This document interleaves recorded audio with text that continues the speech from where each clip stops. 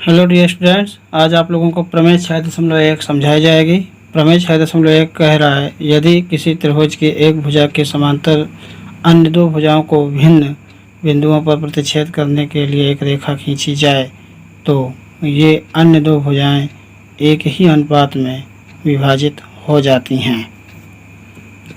तो दिया है, इस प्रमेय को हम थेल्स का प्रमेय भी कहते हैं। देखिए थेल्स का प्रमेय क्या कहता है, पहले आप लोग ये समझ लीजिए। मान लीजिए कोई त्रिभुज है, इसके जो है समांतर कोई तीसरी भुजा, कोई भी तीसरी भुजा, चाहे ये वाले ले लीजिए, चाहे इसको ले लीजिए, चाहे इसको ले लीजिए। तो मान लो इसे तीसरी भुजा समझ लीजिए। तो इसके समांतर हमने एक रेखा खींच दिया, तो ये जो अन्य दो भुजाएं हैं, ये इनको जिस मतलब जो अनुपात में विभाजित की है उनका अनुपात समान होता है। जैसे मान लो त्रिभुज का नाम है ABC और ये रेखा हो गई MN, BC के समांतर MN खींचा, तो AM/BM बराबर AN/CN, यानी इनका जो विभाजन है उनका अनुपात समान होगा। ये जो है थेल्स ने बताया। और इस तरह भी हो सकता है, AM बटा पूरा AB ले लीजिए, AM/AB और AN/AC, ऐसे भी हो सकता है। ठीक है, बात समझ गए? तो यही बात हमको सिद्ध करना है कि AM/BM बराबर AN/CN या MC। तो हम क्या करेंगे, दिया है, मैं पहले हम एक आकृति बना लेते हैं। त्रिभुज ABC या PQR, कुछ भी आप इसमें नाम डाल सकते हैं। तो त्रिभुज ABC जिसमें तीसरी भुजा,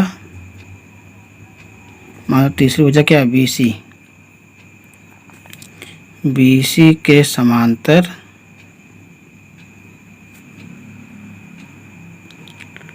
दो भुजाओं AB व AC को प्रतिच्छेदित करती हुई एक रेखा, ये रेखा है, इसका समांतर है MN है। ये दिया है, हमको सिद्ध क्या करना है, सिद्ध करना है AM/BM बराबर AN/NC या CN कर लीजिए, CN। तो अब हमको इसमें रचना कर दी होगी, रचना में क्या लिखेंगे, AM लंब NP, AM लंब NP तथा इसमें भी ऐसे कर लीजिए, AN लंब MR, AN लंब MR खींचा, ये AM है। B को N से तथा C को M से मिलाया, B को N तथा C को M से मिलाया, ये रचना हो गई। अब आते हैं उपपत्ति में। उपपत्ति देखिए, हम मान लो ये त्रिभुज यदि ले रहे हैं, त्रिभुज ANM, तो इस त्रिभुज का क्षेत्रफल क्या होता है, सूत्र त्रिभुज का क्षेत्रफल बराबर 1/2 आधार गुणे ऊंचाई, ये होता है सूत्र। तो त्रिभुज AMN का क्षेत्रफल, एरिया त्रिभुज AMN का क्षेत्रफल तो क्या होगा 1/2। आधार क्या होगा इसका, ये मान लो लंब है तो आधार ये हो जाएगा AM गुणे ऊंचाई क्या हो जाएगी PN या NP। ये हो गया समीकरण 1। अब एरिया, अब त्रिभुज BMN का क्षेत्रफल, त्रिभुज BMN का क्षेत्रफल बराबर 1/2। आधार क्या होगा BMN का, ये हो गया आधार BM और ऊंचाई हो गई PN। समीकरण 2। ये देखिए जैसे समकोण त्रिभुज है, मान वो अधिक कोण त्रिभुज, अधिक कोण में जैसे मान लो त्रिभुज है तो इसकी जो ऊंचाई होगी ऐसे हम मानते हैं, ऐसे ये ऊंचाई हो गई। तो इसी तरह इसमें देखिए ये अधिक कोण त्रिभुज है ये, तो इसकी ऊंचाई इधर ये है, तो आधार ये हो गया, ऊंचाई ये हो गई। तो समीकरण 1 और 2 को भाग दिया जाए तो लिख दिया जाए समीकरण 1 भागे समीकरण 2। तो एरिया त्रिभुज AMN बटा एरिया त्रिभुज BMN बराबर 1/2 AM गुणे PN बटा 1/2 गुणे BM गुणे PN। तो PN कट गया, 1/2 कट गया, तो कितना बचा एरिया त्रिभुज AMN भागे एरिया त्रिभुज BMN बराबर AM बटा BM। ये हो गया समीकरण 3। अब इधर से लेंगे ये वाला, ये त्रिभुज, वही त्रिभुज लेंगे AMN का क्षेत्रफल, तो इधर आधार हो जाएगा, ये ऊंचाई हो जाएगी।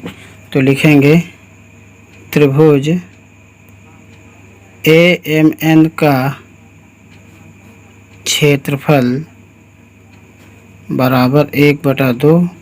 आधार क्या हो जाएगी आपकी बार AN और ऊंचाई क्या हो जाएगी MR। तो AN गुणे MR, समीकरण ये हो गया 4। और इसी तरह ये अधिक कोण त्रिभुज हो जाएगा ये इतना, तो इसमें जो ये आधार हो जाएगा ये ऊंचाई हो जाएगी। तो त्रिभुज MNC का क्षेत्रफल, MNC का क्षेत्रफल बराबर 1/2। आधार हो जाएगी NC और ऊंचाई हो जाएगी MR, NC या CN भी बोल सकते हो, गुणे MR। समीकरण 5। समीकरण 4 भागे 5 इसमें भाग दे लिया जाए तो समीकरण 4 भागे समीकरण 5। तो एरिया त्रिभुज AMN, एरिया त्रिभुज AMN बटा एरिया त्रिभुज MNC बराबर 1/2 AN गुणे MR, 1/2 AN गुणे MR बटा 1/2 CN गुणे MR, 1/2 CN गुणे MR। तो 1/2 कट गया, MR कट गया, तो क्या आ गया एरिया त्रिभुज AMN बटा एरिया त्रिभुज MNC इक्वल टू AN बटा CN। ये हो गया समीकरण 6, क्योंकि 5 के बाद 6 आ गया। अब देखिए समीकरण तीसरा देखो AMN बटा BMN, और इसमें क्या आ गया AMN बटा MNC। तो BMN और MNC ये दोनों के एरिया बराबर होंगे, क्यों? क्योंकि दो समांतर रेखाओं के मध्य एक ही आधार से बने त्रिभुजों के क्षेत्रफल समान होते हैं। तो लिख देंगे एरिया त्रिभुज BMN बराबर एरिया त्रिभुज MNC, परंतु यहाँ लिख दो एक ही आधार से बने दो समांतर रेखाओं के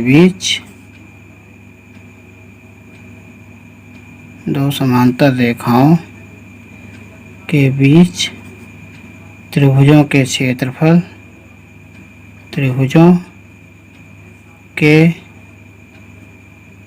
क्षेत्रफल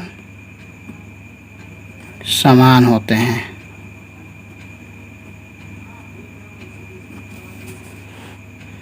तो लिख देंगे अतः समीकरण 6 से एरिया त्रिभुज AMN बटा एरिया त्रिभुज MNC की जगह क्या लिख सकते हैं BMN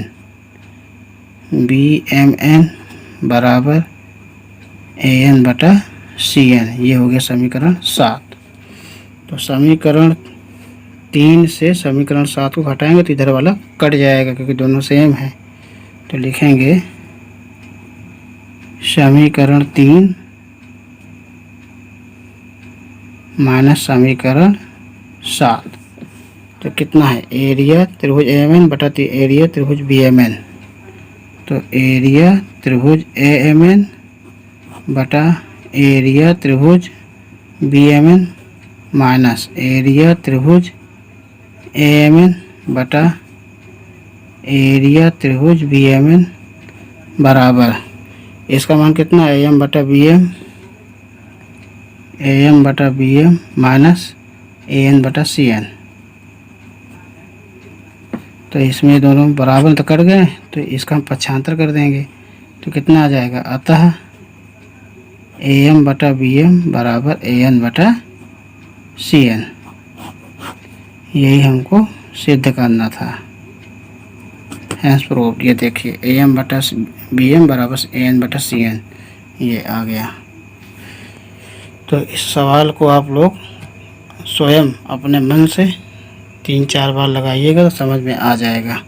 वैसे फिर से एक बार मैं जो समझाने की कोशिश करता हूँ कि ये त्रिभुज ले लिया गया, मतलब ये भुजा और ये भुजा हमको लेना है। तो ये त्रिभुज और एक ये वाला त्रिभुज ले लीजिए। तो 1/2 आधार गुणा ऊंचाई लगाएंगे, फिर दोनों को भाग दे देंगे तो AM बटा BM आ जाएगा। फिर इधर से फिर ये वाला साइड का लेना है, यही त्रिभुज और फिर ये वाला त्रिभुज।